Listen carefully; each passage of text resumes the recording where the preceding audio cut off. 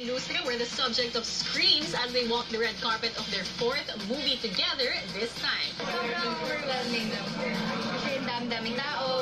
Kanina habang naglalakad, hindi namin marinig yung sarili namin habang nagsasalita. So, masaya po. They're really the best. I can't thank them enough.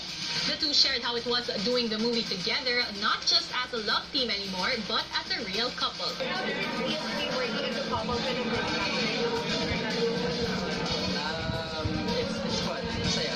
Ako, well, nothing's changed. Same pa rin naman kami. But syempre, like, pag gising kami sa umaga, especially ako, I hate waking up in the morning. But anyway, ang saya gumising sa umaga kasi makikita ko siya. They assure this time will bring all the kilig feels for all hopeless romantics.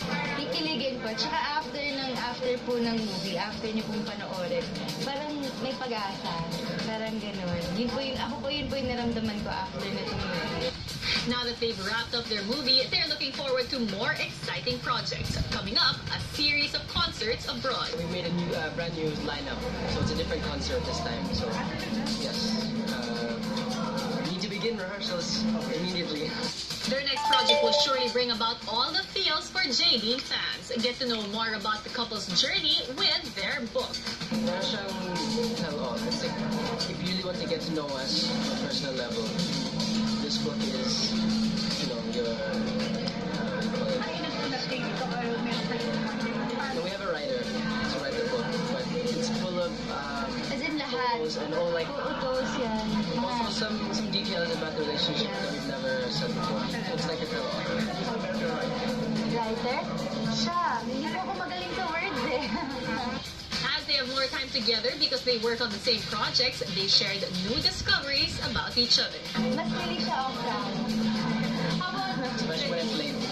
Nadine? How is she different? Nadine is very mataga. Paano ka niya inaalaga?